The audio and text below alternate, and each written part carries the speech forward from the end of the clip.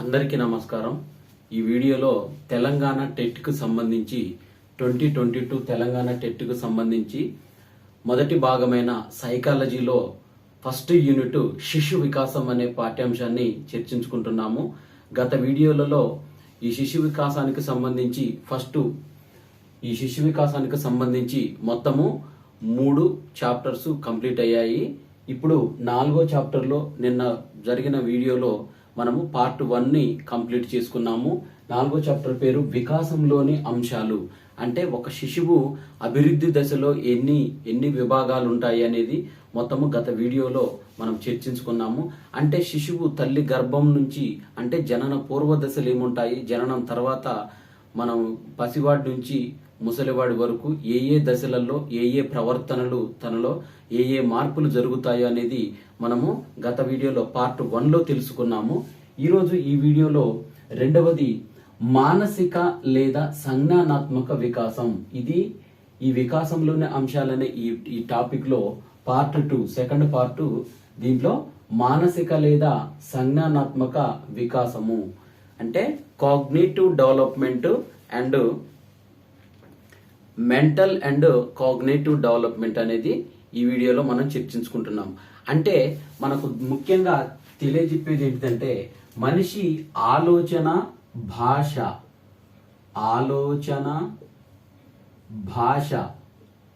ఇవి రెండు కూడా మనిషిని ఇతర జంతువుల నుంచి మనిషిని వేరుపరిచేది ఏంటిదంటే మనిషికి ఒక్క దేవుడిచ్చిన వరం ఏంటంటే ఆలోచన శక్తి. ఇంకొకటి భాష అంటే భాషించే మృగం అని అంటారు మనిషిని. ఎందుకంటే తన భావాలను, తన మనసులో కలిగిన భావాలను ఎదుటి వ్యక్తులకు మంచిగా స్పష్టంగా అర్థమయ్యే విధంగా చెప్పగలుగుతాడు ఒక భాష రూపంలో. అదే విధంగా మనిషికి ఆలోచించే తత్వం కలిగి ఉంటుంది. అంటే నిప్పును కనిపెట్టిన నాటి నుండి చక్రము, అదే విధంగా కంప్యూటర్ కనిపెట్టే నేటి కాలం వరకు చాలా అభివృద్ధి జరగటానికి కారణం ఏంటంటే మానవునిలోని ఆలోచన విధానము, మానవునిలో కలిగిన ఆలోచన విధానం. ఇది ఇతనికి మానసిక లేదా సంజ్ఞానాత్మక వికాసంగా మనం చెప్పుకోవచ్చు. అంటే మానవుడు ఆలోచన భాష అనేవి కూడా ఇవి రెండు కూడా మానవుణ్ణి ఇతర జంతువుల నుంచి వేరు చేసి ఉన్నతమైన స్థితిలో ఉంచడానికి కారణం ఏంటంటే అతను ఆలోచన విధానం అని చెప్పుకోవచ్చు. అయితే మానవుడు తన జీవితాన్ని సులభతరం చేసుకోవడానికి విభిన్న ఆలోచనలు చేసి చక్రము నిప్పును కనిపెట్టాడు. విభిన్న ఆలోచనలను చేసి చక్రము తర్వాత నిప్పును కనిపెట్టాడు. అంటే ఈ చక్రం అనేది అభివృద్ధికి చిహ్నం. అభివృద్ధి చూడండి, ఈ చక్రాన్ని కనిపెట్టడం వల్ల ప్రపంచంలో అన్ని దేశాలలో కూడా అభివృద్ధి అనేది వేగవంతంగా పుంజుకుందని చెప్పుకోవచ్చు. చక్రం అందుకే అభివృద్ధికి పురోగతిగా చెప్పుకుంటారు.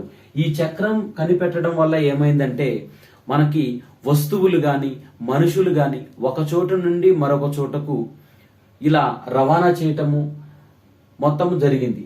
నిప్పును కనిపెట్టడం వల్ల మనిషి ఆహార పదార్థాలను రుచిగా శుచిగా వండుకొని తినే స్థాయికి ఎదిగాడు. అంటే అడవులలో నివసిస్తూ కొండ కోణంలో గుహల్లో పడుకొని ఆ ఆకులు అలములు తినుకుంటూ జీవించిన మనిషి నిప్పును కనిపెట్టడం ఒక విప్లవంగా మారింది. ఈరోజు మనం చూస్తున్నాం ఎన్నో రకాల వెరైటీస్ మనం చేసుకోవడానికి నిప్పు అనేది లేకపోతే ఎంత దారుణంగా ఉంటుందో మనం ఒకసారి ఊహించుకోవచ్చు. ఈ నిప్పును కనిపెట్టడం వల్ల మనిషి అభివృద్ధికి వేగవంతమైందని మనం చెప్పుకోవచ్చు. ఇది మొత్తం కూడా మనిషి యొక్క ఆలోచన విధానానికి నిలువెత్తు నిదర్శనము. ఈ చక్రము నిప్పు ఇవి రెండు కనిపెట్టడం. అయితే దీనికి కారణం ఏంటిది? మానసిక వికాసము. అంటే మెంటల్ గా అతను కాగ్నిటివ్ డెవలప్మెంట్ అవ్వడము. తర్వాత దీనికి వ్యక్తి ఆలోచన, వివేచన, ఊహ, స్మృతి, ప్రజ్ఞ, భాష ఈ మున్నగు మానసిక శక్తులను తెలియజేసే భావన్నే మనం ఏమంటామంటే మానసిక వికాసం అని అంటాము. అంటే ఇతను ఆలోచించటము, అదే విధంగా వివేచన చేయటము, అంటే ఏది మంచి ఏది చెడు అని వివేచన కలిగి ఉండడము, తర్వాత ఊహ, స్మృతి, ఊహించుకోవడం, తర్వాత స్మృతి గుర్తుపెట్టుకోవడము, తర్వాత ప్రజ్ఞ, భాష, ఇలాంటివన్నీ కూడా మనిషిని తన శక్తులను తెలియజేసే భావన అని మనము చెప్పుకోవచ్చు. అయితే మానసిక వికాసానికి తోడ్పడే కారకాలు, మానసిక వికాసానికి తోడ్పడే కారణాలు ఒకసారి చూసినట్టయితే మానసిక వికాసానికి తోడ్పడే కారణాలు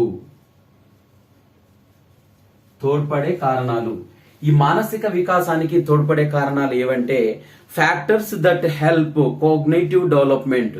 మొదటిది అనువంశికత.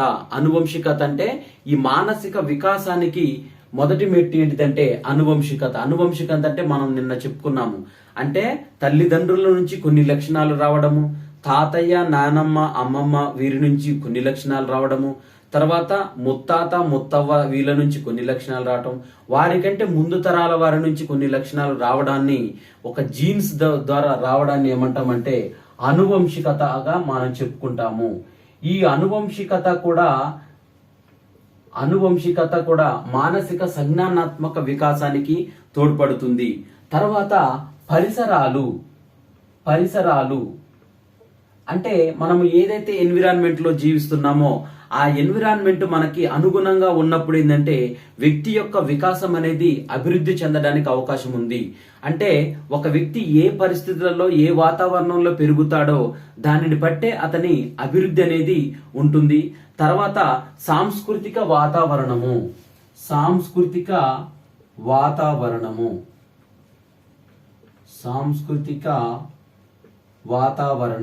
అంటే తను పాటించే సంస్కృతి సంప్రదాయాలను బట్టి కూడా వ్యక్తి యొక్క వికాసం అనేది అభివృద్ధి చెందడానికి ప్రథమ కారణంగా ఉంటుంది. తర్వాత క్రమశిక్షణ, మనకి డిసిప్లిన్, దీన్నే ఇంగ్లీష్ లో డిసిప్లిన్ అంటాము. క్రమశిక్షణ కలిగిన వ్యక్తుల ప్రవర్తనను క్రమశిక్షణ లేని వ్యక్తుల ప్రవర్తనను మనం ఒకసారి అంచనా వేసినట్టయితే ఈ క్రమశిక్షణ కలిగి ఉన్న వ్యక్తులలో మానసిక లేదా సంజ్ఞానాత్మక వికాసం అనేది చాలా అభివృద్ధి చెంది ఉంటుంది. తర్వాత అభ్యసన పరిసరాలు ఈ అభ్యసన పరిసరాలు ఒకసారి చూసినట్టయితే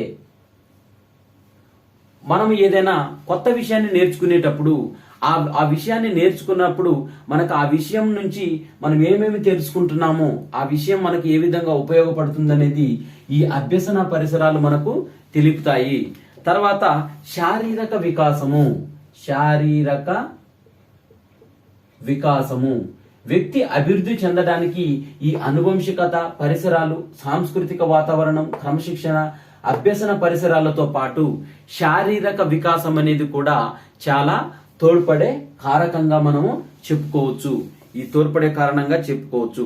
ఇది మానసిక వికాసానికి తోడ్పడతాయి. అసలు మరి మానసిక వికాసానికి ఉండవలసిన లక్షణాలు ఏమిటి? మానసిక వికాసానికి ఉండవలసిన లక్షణాలను మనం ఒకసారి చూసినట్లయితే మానసిక వికాసం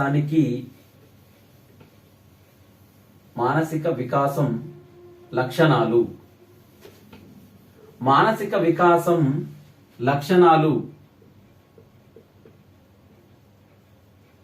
క్యారెక్టరిస్టిక్స్ ఆఫ్ కోగ్నేటివ్ డెవలప్మెంట్ అంటారు. దీన్ని ట్రెండ్స్ లేదా కోగ్నేటివ్ డెవలప్మెంట్ అంటారు. దీంట్లో జ్ఞానేంద్రియాలు పనిచేయడము, అంటే జ్ఞానేంద్రియాలు సరిగా పనిచేసినప్పుడు ఏంటంటే ఆ వ్యక్తిలో అభివృద్ధి అనేది చోటు చేసుకుంటుంది. అంటే జ్ఞానేంద్రియాలలో ఏవైనా లోపం ఉన్నప్పుడు అభివృద్ధి అనేది కుంటుపడుతుంది. అంటే జ్ఞానేంద్రియాలు అంటే మనకు కన్ను, ముక్కు, నాలుక, చెవి, తర్వాత చర్మము, ఈ జ్ఞానేంద్రియాలు అనేవి సరిగా పనిచేసినప్పుడే, అంటే కళ్ళు మంచిగా కనిపించినప్పుడే చుట్టూ ప్రపంచాన్ని చూడగలుగుతారు. ముక్కు మంచిగా పనిచేసినప్పుడే రుచికరమైన ఆహార పదార్థాలు మంచి గాలిలో మొత్తం ఆస్వాదించగలుగుతాడు. నాలుక మంచిగా ఉన్నప్పుడే మనము వివిధ రకాల ఆహార పదార్థాలను మనము రుచి చూడగలుగుతాము. చెవి అంటే ఇవి శబ్దాలు వినడానికి ఈ చెవి మనకు ఉపయోగపడుతుంది. తర్వాత ఈ చర్మం మనకు విసర్జక వ్యవస్థలో చెమటను మంచిగా బయటికి పంపడము, బయటి వాతావరణాల నుంచి మనల్ని కాపాడడంలో ఈ జ్ఞానేంద్రియాలు అనేవి చాలా ఉపయోగపడతాయి. అంటే ఈ జ్ఞానేంద్రియాలు సరిగా పనిచేసినప్పుడే ఈ వ్యక్తి యొక్క వికాసం అనేది డెవలప్ అవుతుంది. తర్వాత విషయాలు అవగాహన కావడము, ఏదైనా ఒక విషయం పట్ల సమాచారాన్ని మనకు అర్థం చేసుకున్నప్పుడే ఈ వికాసం అనేది డెవలప్ అవుతుంది. తర్వాత నేర్చుకోవాలనే కుతూహలం పెరగడము, మనకు ఈ వికాసంలో లక్షణాల్లో నేర్చుకోవాలనే కుతూహలం కలగడము, ఏదైనా ఒక కొత్త విషయాన్ని దాన్ని డెప్త్ గా తెలుసుకోవాలనే కుతూహలం కలగటం కూడా ఈ కాగ్నిటివ్ డెవలప్మెంట్ కింద చెప్పుకోవచ్చు. తర్వాత భాషాభివృద్ధి జరగడము, అంటే మనం ఉపయోగించే భాషను బట్టే మన సంస్కృతి సంప్రదాయాలు, మన క్రమశిక్షణ అనేది తెలుస్తుంది. కాబట్టి దీంట్లో భాషాభివృద్ధి అనేది కూడా ఈ మానసిక వికాస లక్షణంగా చెప్పుకోవచ్చు. తర్వాత తనను తాను తెలుసుకోవడము, ఇతరులను గుర్తించగలగడము, అంటే తన గురించి తాను తెలుసుకుంటూ ఇతరులను గుర్తించడము, ఇది కూడా మానసిక వికాస లక్షణంగా చెప్పుకోవచ్చు. తర్వాత విషయాలు జ్ఞాపకం ఉండడము, అంటే చూడండి మనకు కొన్ని చిన్నప్పుడు జరిగిన సంఘటనలు కూడా ఇప్పటికీ అది మంచి అయినా చెడైనా గానీ ఇప్పటికీ భద్రంగా మన మెదడులో ఏదో ఒక మూలన నిక్షిప్తమై ఉంటుంది. దాని గురించి మనం ఒకసారి ఆలోచించినప్పుడు ఏంటంటే ఆ వృత్తాంతం మొత్తం మన బ్రెయిన్ లో తిరుగుతూనే ఉంటుంది. అంటే విషయాలను జ్ఞాపకం ఉంచుకోవడం కూడా వికాస లక్షణము. అంటే కొంతమంది మతిమరుపు ఉంటుంది, ఆ మతిమరుపు ఉన్న వాళ్ళలో కూడా కొన్ని అంశాలు ఖచ్చితంగా గుర్తుంటాయి వారికి. తర్వాత మూర్తంగా ఆలోచించడం, అంటే కంటికి కనిపించేవి కంటికి కనిపించనివి కూడా వాటి గురించి కూడా ఆలోచించటము మనకు వికాసానికి తోడ్పడే లక్షణాలుగా చెప్పుకోవచ్చు.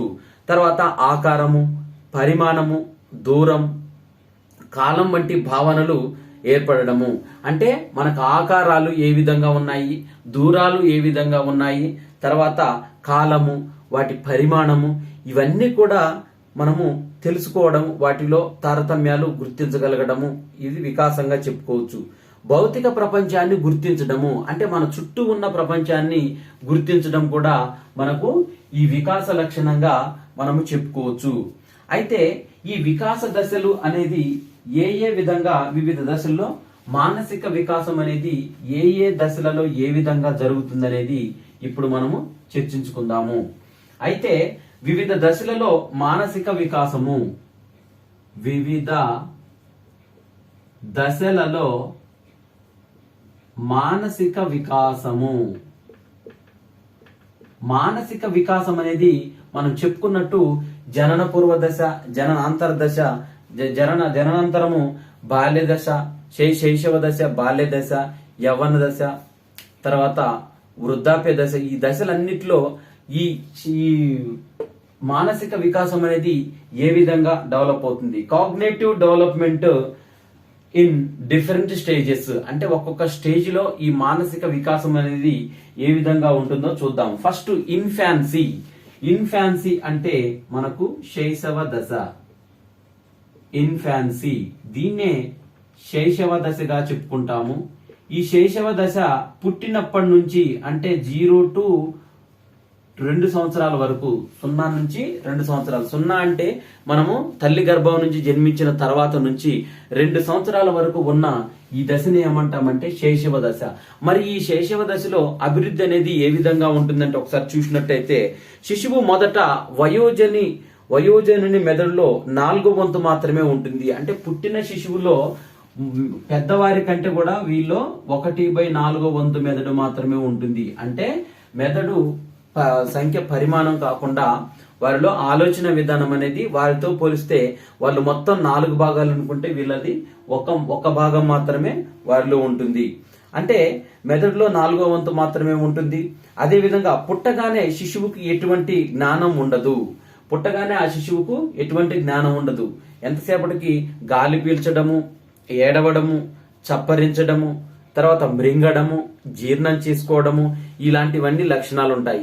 ఆకలి కలిగినప్పుడు ఏడుస్తారు. అదే తల్లి రొమ్మును పట్టి పాలు ఇచ్చినప్పుడు ఆ పాలను సప్పరిస్తారు. సప్పరించిన తర్వాత మృంగడం, మింగి జీర్ణం చేసుకోవడము, తర్వాత బయటి వాతావరణం నుంచి గాలి పీల్చటము, ఇవన్నీ కూడా ఈ నవజాత శిశువు శైశవ దశ నుంచి కొంచెం 2 years వరకు వీరికి ఎలాంటి జ్ఞాపక శక్తి జ్ఞానం అనేది ఉండదు. కాబట్టి మనం అన్ని నేర్పుకోవాలి. జ్ఞానేంద్రియాలు ఉద్దీపనలకు ప్రతిస్పందిస్తాయి. అంటే ఏవైనా ఉద్దీపనలు కలిగినప్పుడు ఆ జ్ఞానేంద్రియాలు పిల్లల్లో ప్రతిస్పందిస్తాయి. అంటే ఏదైనా శబ్దాలు వచ్చినప్పుడు అటు ఇటు చూడడము, ఎవరైనా పిలిచినప్పుడు చూడడము, అదేవిధంగా ఏదన్నా రుచి నాలుకకు తలగనాగానే రుచి కూడా చూడటము, అంటే జ్ఞానేంద్రియాలు అంటే చర్మం నుంచి చెమట, స్వేద గ్రంథులు నుంచి చెమట రావడము, ఇవన్నీ ప్రతిస్పందిస్తాయి ఈ దశలో, శైశవ దశలో. తర్వాత ఈ దశలో శారీరక పెరుగుదల వేగంగా జరుగుతుంది. ఈ శైశవ దశలో 0 నుంచి 2 సంవత్సరాల వరకు శారీరక దశల్లో పెరుగుదల అనేది చాలా వేగంగా ఉంటుంది. ఎందుకంటే శిశువు సర్దుబాటు చేసుకుంటాడు కాబట్టి. 2వ సంవత్సరంలో భాషావగాహన ఏర్పడుతుంది. 1 year కంప్లీట్ అయిన తర్వాత ముద్దు పదాలు నేర్చుకోవడము, కొంత చుట్టూ ఉన్న వారిని చూసి అతను కూడా భాష అవగాహన అనేది ఏర్పడము, అంటే మాట్లాడడము, తన భావాలను వ్యక్తపరచడం అనేది మొత్తము ఈ దశలో తెలుసుకుంటాడు.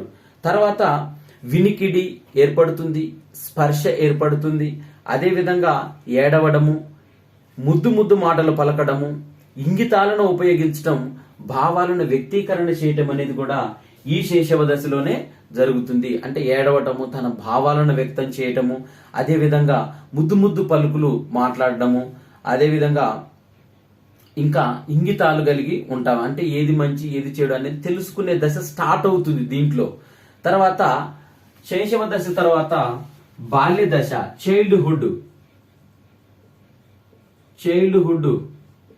దీన్ని బాల్య దశ అంటాము. ఈ బాల్య దశ 2 సంవత్సరాల నుంచి 6 సంవత్సరాల వరకు ఉంటుంది. 2 సంవత్సరాల నుంచి 6 సంవత్సరాల వరకు ఈ బాల్య దశ ఉంటుంది. ఈ బాల్య దశలో శిశువు కొంత చూసినట్టయితే ఇది పూర్వ బాల్య దశ. ఇది 2 నుంచి 6 సంవత్సరాల వరకు ఉన్నది. ఇది పూర్వ బాల్య దశగా చెప్పుకుంటాము మనము.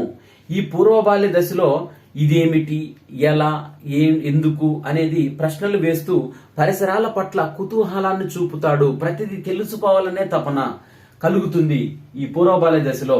ప్రతిదీ తెలుసుకోవాలనే కుతూహలం, అంటే ఊహాశక్తి అధికంగా ఉంటుంది ఈ దశలో. ఊహాశక్తి అనేది అధికంగా, ప్రతిదాన్ని ఊహించటం, ఇది ఈ విధంగా ఎందుకుంది, ఇది ఇలా ఎందుకు ఉండకూడదు అని ఊహించటము. తర్వాత దీనినే ఏమంటారంటే అన్వేషణ దశ అంటాము. శిశువులో ఏ దశను అన్వేష దశ అని అంటాము అని అంటే ఆప్షన్ ఏ శైశవ దశ, ఆప్షన్ బి బాల్య దశ, ఉత్తర బాల్య దశ, ఆప్షన్ సి పూర్వ బాల్య దశ, ఆప్షన్ డి కౌమార దశ అని ఇలా ఆప్షన్స్ అడిగినప్పుడు అన్వేషణ దశ అని దేన్ని అంటారంటే పూర్వ బాల్య దశను అన్వేషణ దశ అంటారు. ఈ పూర్వ బాల్య దశ ఏజ్ ఎంత ఉంటుందంటే 2 నుంచి 6 సంవత్సరాల మధ్య కాలంలో ఉన్న ఈ వయసు గల దశని ఏమంటామంటే పూర్వ బాల్య దశ అంటాము. ఈ దశనే అన్వేషణ దశ అంటాము. ఎందుకంటే ప్రతిదీ తెలుసుకోవాలని ప్రయత్నిస్తుంటాడు. ప్రతిదీ తెలుసుకొని మొత్తం ప్రశ్నలు వేస్తూ సమాధానాలు రాబట్టుకుంటాడు ప్రతి సొసైటీలో. అంటే సరైన వాక్యాలను ఉపయోగించి మాట్లాడడం జరుగుతుంది ఈ దశలో. తర్వాత మనం చూసినట్టయితే పూర్వ బాల్య దశ తర్వాత ఉత్తర బాల్య దశ. పూర్వ బాల్య దశ తర్వాత ఉత్తర బాల్య దశ. ఈ ఉత్తర బాల్య దశ పూర్వ బాల్య మనకి శైశవ దశ. మామూలుగా చూసినట్టయితే ఈ శైశవ దశ 0 నుంచి 2 years వరకు. పూర్వ బాల్య దశ 2 నుంచి 6 సంవత్సరాల వరకు. తర్వాత ఉత్తర బాల్య దశ. ఈ ఉత్తర బాల్య దశ 6 నుంచి 12 సంవత్సరాల మధ్య కాలంలో ఉండేదే ఇది ఉత్తర బాల్య దశగా చెప్పుకోవచ్చు. ఈ ఉత్తర బాల్య దశ చూసినట్టయితే దీంట్లో సృజనాత్మక ఆలోచనలు అనేవి పెరుగుతాయి. ఈ ఉత్తర బాల్య దశలో ఏమవుతాయంటే క్రియేటివిటీ థింకింగ్ అనేది డెవలప్ అవుతుంది శిశువులో. దీంట్లో అతను ఏదైనా గాని కొత్తగా చేయాలని ఆలోచిస్తాడు. దీన్నే లేట్ చైల్డ్హుడ్ అని కూడా అంటాము. పూర్వ బాల్య దశను ప్రీ చైల్డ్హుడ్ అంటాము. ఉత్తర బాల్య దశను లేట్ చైల్డ్హుడ్ అని అంటాము. అయితే దీంట్లో వాస్తవాలను గుర్తించడము, సృజనాత్మకంగా ఆలోచించడము, కల్పిత కథల పట్ల వాటిని వర్ణించే సినిమాల పట్ల ఆసక్తిని చూపుతాడు శిశువు. దీంట్లో అంటే కల్పిత కథల్ని వాటిని చూపించి కల్పించి తీసే సినిమాల పట్ల వాటి పట్ల ఎక్కువగా ఇతను ఆసక్తిని కనబరిచే దశ ఏదంటే ఉత్తర బాల్య దశ. దీనినే లేట్ చైల్డ్హుడ్ అని కూడా అంటాము. తర్వాత అడాలసెన్స్, కౌమార దశ. కౌమార దశ దీన్నే అడాలసెన్స్ ఏజ్ అంటాము. ఇది దీనిలో 12 నుంచి 13 సంవత్సరాల మధ్య 12 నుంచి 13 సంవత్సరాల మధ్య ఉండే ఈ దశను కౌమార దశ అంటాము. ఈ కౌమార దశలో గౌణ లైంగిక లక్షణాలు అనేవి ఏర్పడుతూ ఉంటాయి. దీంట్లో 12 నుంచి దాదాపుగా 17 సంవత్సరాలు 12 నుంచి 17 సంవత్సరాల మధ్యలో ఈ కౌమార దశ అనేది ఉంటుంది. దీంట్లో దాదాపుగా ఈ ఏజ్ నే టీనేజ్ అని కూడా అంటాము. దీంట్లో ఏమవుతుందంటే అమూర్త ఆలోచనలు చేయగలుగుతారు. అంటే కంటికి కనిపించని లోకం కాకుండా కొత్తగా ఊహించి ఆ అమూర్త ఆలోచనలు చేయగలుగుతారు. భావుకత, పగటి కలలు కనడము ఎక్కువగా చేస్తుంటారు. దీంట్లో ప్రేమ, లైంగిక విషయాలందు ఆసక్తి పెరుగుతాయి. ఎందుకంటే ఈ కౌమార దశ అనేది ఈ దీంట్లోనే ఆడవారు అయితే రసజ్జలో కావడము, మగవారిలో వీర్యస్ఖలనం కావడము, ప్రేమ కలగటము, అంటే వ్యతిరేక లింగం పట్ల వీరికి ఆకర్షణ అనేది పెరుగుతుంది ఈ కౌమార దశలో. కాబట్టి వీళ్ళు కవులుగాను చిత్రకారులుగాను అదే విధంగా రూపొందే అవకాశం కలదు. అంటే మొత్తం ఊహించి దాంట్లో కవిత్వాలు రాయడము, మంచి చిత్రాలను గీయడము, అంటే మొత్తం క్రియేటివిటీ ఇంకా బాగా ఉపయోగిస్తారు. అంటే సొంత అభిప్రాయాలను ఏర్పరచుకుంటారు ఈ దశలో. అంటే నేను చెప్పిందే వేదం, ఎదుటి వారికి ఏమి తెలియదు, నాదే కరెక్టు, నేను చేసేదే కరెక్టు, నేను చెప్పేదే కరెక్టు అని వాళ్ళకి వాళ్ళు సొంత అభిప్రాయాలను ఏర్పరచుకొని వాటిని తల్లిదండ్రులు విభేదించిన అరే నాన్న అది కాదమ్మా అని చెప్పినా గానీ నేను చెప్పిందే కరెక్ట్ అన్నట్టు వాళ్ళు చెప్తూ ఉంటారు. అదే విధంగా విభేదించిన లెక్క చేయకుండా ఉండని దశ ఏదంటే ఈ కౌమార దశలో వీరి డేంజరస్ సిచ్యువేషన్ లో తయారవుతారు కొంతమంది.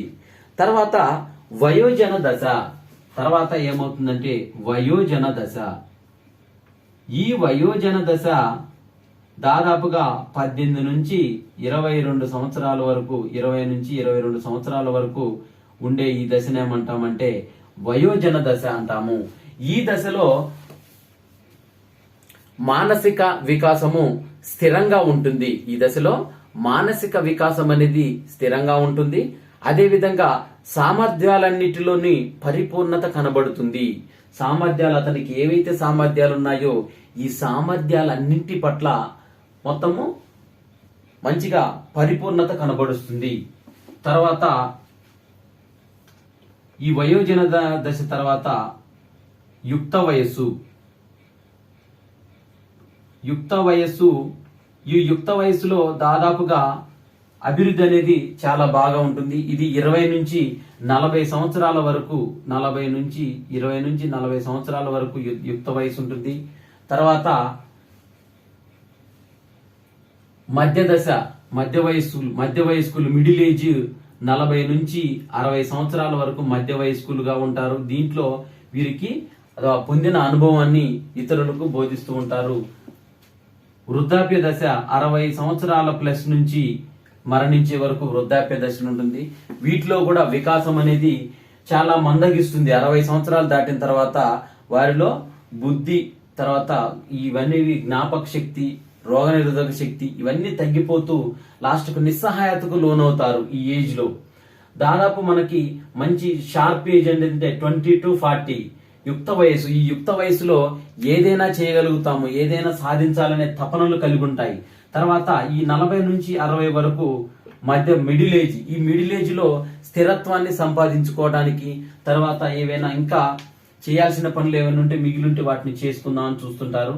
తర్వాత 60 సంవత్సరాలు దాటిన తర్వాత తనలో శక్తి నశిస్తుంది, తర్వాత జ్ఞాపక శక్తి నశిస్తుంది, కంటి చూపు మందగిస్తుంది.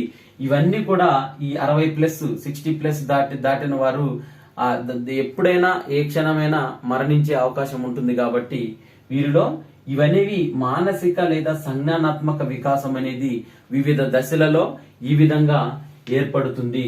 ఇది మానసిక లేదా సంజ్ఞానాత్మక వికాసం అనే ఈ టాపిక్.